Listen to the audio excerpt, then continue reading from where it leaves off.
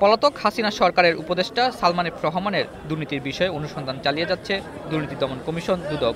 পুঁজিবাজারে কারসাজির কারণে ইতোমধ্যে তাকে আজীবন নিষিদ্ধ করেছে নিয়ন্ত্রক সংস্থা Bangladesh securities and exchange commission BSEC. ফলে বাজারে তিনি বা তার পরিচালনায় থাকা কোনো কোম্পানি ব্যবসা করতে পারবে না। চলতি বছর ৮ জুন শেষ হয় বেক্সিমকো সিকিউরিটিজের সনদের মেয়াদ।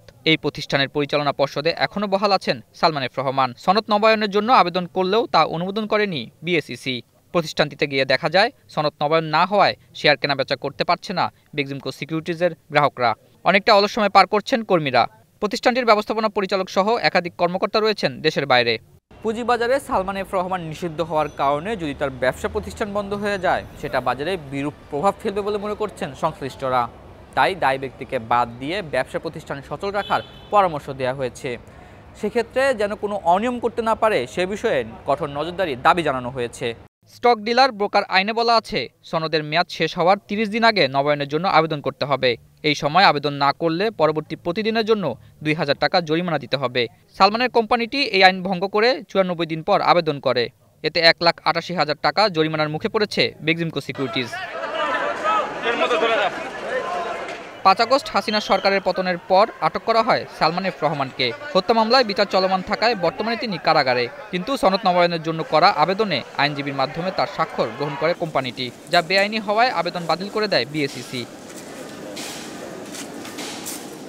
সালমান এফ রহমানকে পরিচালক পদ থেকে সরিয়ে আইন অনুযায়ী ব্যবসা করার সুযোগ রয়েছে বেক্সিমকো সিকিউরিটিজের, কিন্তু তাকে সরাতে কোম্পানিটি গড়িমসি করছে বলে অভিযোগ রয়েছে। যেখানে সার্বিক বিষয় তুলে ধরে আদালতে আবেদন করলে অনেক আগে সমাধান হয়ে যেত বলে মনে করেন সংশ্লিষ্টরা। এটা আমি ঠিক জানি না, কারণ ইয়াফান আরেকটা আলাদা বোর্ড। বর্তমানে কোম্পানিটির শেয়ার লেনদেন বন্ধ রাখায় বড় লোকসানের মুখে পড়ছেন বিনিয়োগকারীরা। তাই ব্যক্তির কারণে প্রতিষ্ঠান বন্ধ করা থেকে সরে আসার পরামর্শ দিয়েছেন বিশ্লেষকরা। যারা ব্যক্তিদের বিরুদ্ধে দুর্নীতির মামলা দায়ের হয়েছে, আমি একটু বলবো যে দেশের অর্থনীতির খাতিরে ব্যবসাকে ব্যক্তির অপরাধ থেকে একটু দূরে রাখার জন্য ব্যক্তি অবশ্যই অ্যাকাউন্টেবল হবেই, কিন্তু ব্যবসাটা যাতে চলে তাতে হলে দেশের অর্থনীতির পক্ষে যাতে থাকে, কারণ সেখানে অনেক হাজার হাজার লোক চাকরি বাকরি করে, সেটা ব্রোকারেজ হাউস হোক যাই হোক না কেন, সে ব্যাংকিং হোক ব্যবসা হোক অথবা ফার্মাসিউটিক্যাল হোক অথবা যাই হোক, সেই জন্য এই ব্যবসাটাকে চলতে দেওয়া ভালো। ব্যক্তিকে অ্যাকাউন্টেবল করতেই হবে, সেটা ঠিক আছে। এটা এই গ্রুপের ক্ষেত্রে সত্য, অন্যান্য গ্রুপের ক্ষেত্রেও সত্য।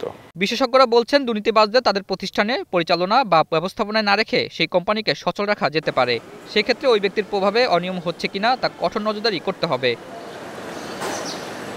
আতাউর নিয়ন, স্টার নিউজ, ঢাকা।